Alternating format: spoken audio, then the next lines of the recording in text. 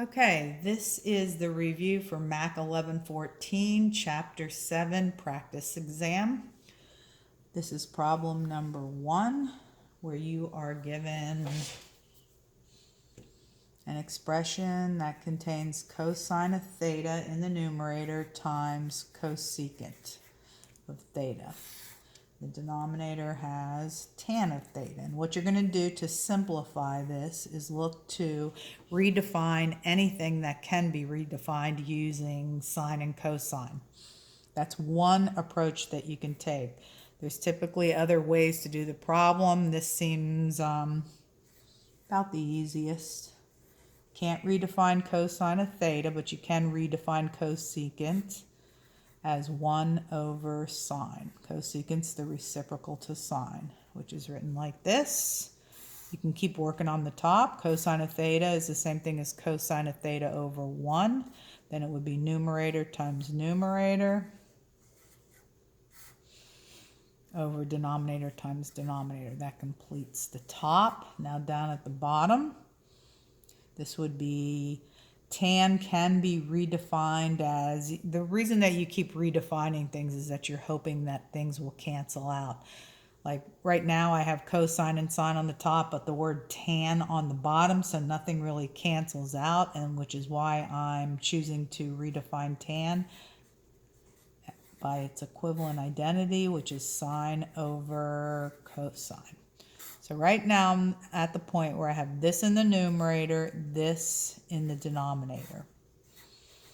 So you have a complex fraction here, one fraction divided by another. And the way that you can simplify a complex fraction is to leave the numerator as is.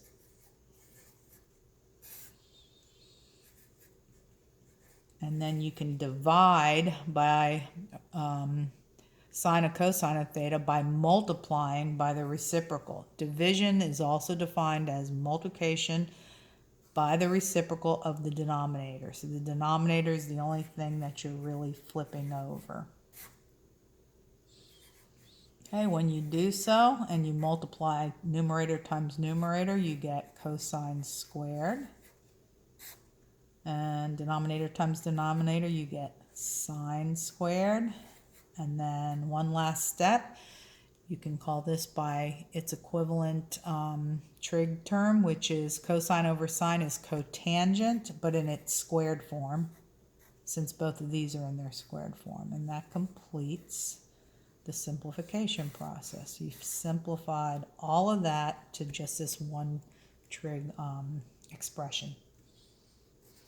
Okay, problem number 2. Problem number 2, you're asked to complete a verification. That's where you prove that both sides are equivalent. You have cotan squared on the left side, 1 minus cosecant of x on the right, times 1 plus cosecant of x. Okay, I'm going to work on the more complicated side, which is the right side. And when you have a binomial times another binomial, you are being prompted into foiling. And you can foil this way if you'd like, the way you originally learned, where you are finding 4 different products. That's what each of these arrows means. And then combining like terms. Or you can take the shortcut, which is available when you are multiplying 2 binomials that are conjugates. This expression is the same as this, only they have different signs. So these are binomials that are conjugates, and this is the shortcut that applies to that. Square minus square with a minus in between. When you use this shortcut, you can either be looking at the first binomial or the second one. You'll get the same answer. Square minus square means square the first term, square the second term, and put a minus in between them, and you're done. So instead of doing 4 products and then as a 5th step combining like terms, you get the answer in 2 steps. So you're cutting out quite a bit of work. Okay, now the job that you were asked to do is to verify that both sides are equal. You have not gotten to that point yet, so you're going to continue until this side matches that. So one of the Pythagorean identities that we went over and used quite a bit in this chapter involved the word cosecant. And that Pythagorean identity went like this. 1 plus cotan squared is equal to cosecant squared. So you're allowed to replace cosecant squared with this as its equivalent. So I'm going to come in here and plug it in. Okay, this is equivalent to this, therefore you can substitute one for the other. Drop down that minus sign, drop down that extra 1. 1 take away 1 cancels, and then you're left with just positive cotan squared. And now you've gotten to the point where you've shown that both sides are equivalent. Okay, that completes number 2. Number 3. Number 3, you have a single trig expression on the outside of a parenthesis times a binomial.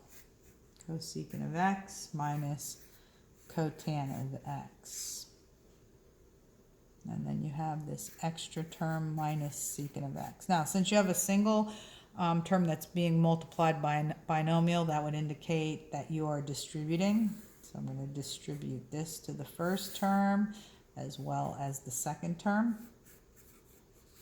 So writing it, these products without the parentheses, they would look like this.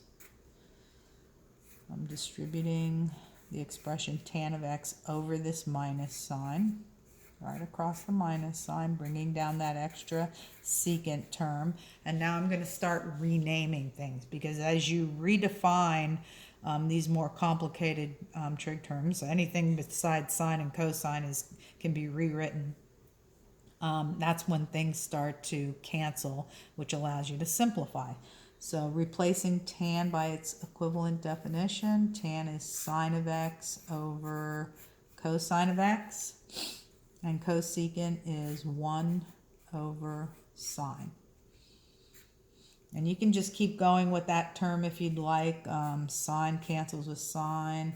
You're left with 1 over cosine. 1 over cosine is equivalent to secant. That's why you have to have all these definitions memorized so well so that you know when you're facing something that has an equivalent, because knowing the equivalencies helps you to see when things cancel. Going to this middle product, tan again is sine of x over cosine of x times cotan, which is cosine of x over sine of x. Here the sines cancel, cosines cancel, and when you have the same numerator as well as the same items in the bottom, you have sine of x times cosine of x, sine of x times cosine of x, that's equivalent to 1. So that middle term simplifies to 1. Then there's this extra term that I'm going to bring down, secant of x. And we have positive secant of x in the front, negative secant of x in the back. Those cancel. Final answer, -1. Okay, moving on to number 4.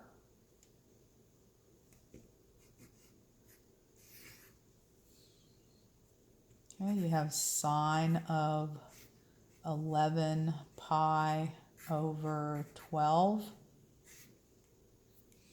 And I think I'm going to convert this to degrees just because I think you will be more familiar with it. If you're going to convert this, all you have to do is plug in a 180 degrees for pi, and then it would just be 11 times 180 divided by 12.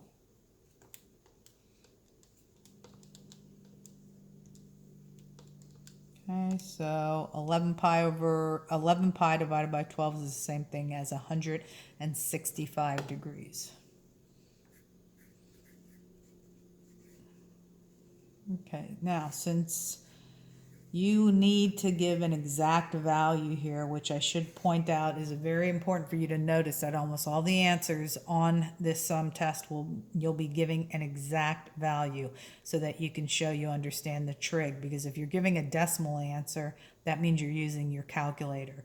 So you are only to give a decimal answer when the problem says use your calculator. Everything else will be finding exact values.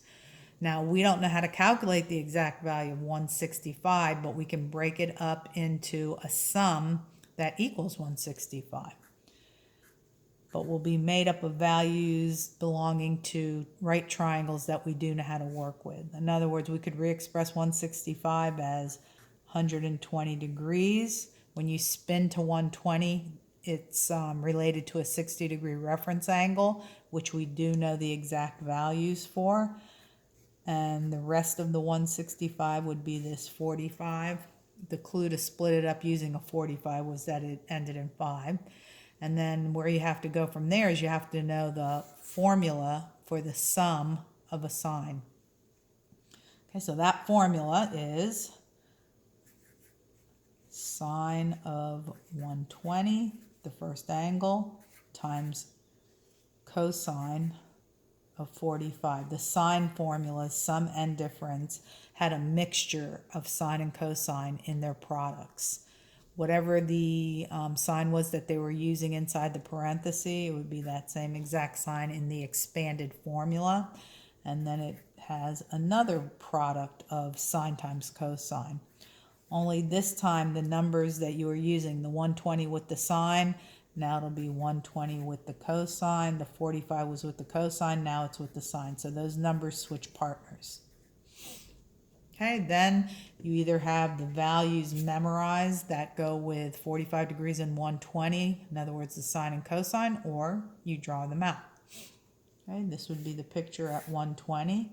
120 means spin to 120, draw an arm, and then realize that if you've only spun to 120, this would have to be 60 to get from that arm down to the 180 mark. So you're in a right triangle with a 60-degree reference angle. That makes this the long leg. This would be the short leg across from the 30, which would be up there. It is negative because of the quadrant that you're in. This horizontal leg represents the x's, and x's are negative in this quadrant. And then double that short leg, and you get the hypotenuse. For a 30, 60, 90, those are the formulas. Hypotenuse is always positive, by the way. Okay, then for 45, you either have those memorized or draw it. Okay, this would be an arm that has spun to 45, and therefore this is 45. Okay, the values that we used for those, or you can designate the legs to be anything you want as long as they're equal, because this is 45, that's 45. When two angles are equal, the legs are equal. And then the formula says the hypotenuse is square root of 2 times either one of the legs, since they're equal. Okay, now continuing with the problem and plugging in the values for each of these four trig expressions. Sine of 120, you're using this picture. Remember, sine is always defined as y over r, whereas cosine is always defined as x over r, regardless of which of these pictures you're using. So sine on the 120 picture is y, that's square root of 3, over the r value, which is 2, times cosine of 45, which is x. So my x values are both 1, x over r, plus sine of 45, which is the same thing as cosine of 45, 1 over square root of 2. And then cosine of 120, you're doing x over r back on this picture though, so x would be negative 1 over r. Oops. The r is 2.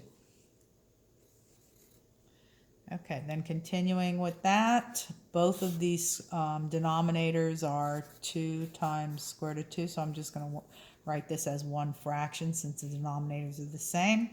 The numerator here would be square root of 3, and the denominator here would, and the numerator on this product would be negative 1, positive, and then a negative 1 following it would just be minus 1. Then to rationalize this so that you don't have a radical in the denominator, you'd have to multiply the bottom by square root of 2 as well as the top, the entire top. So it looked like that. Best way to write this answer would be to put the single term out in front, followed by the binomial, and then the bottom is 2. Square root of 2 times square root of 2 is 2. 2 times 2 is 4. And that completes all the way up through number 4.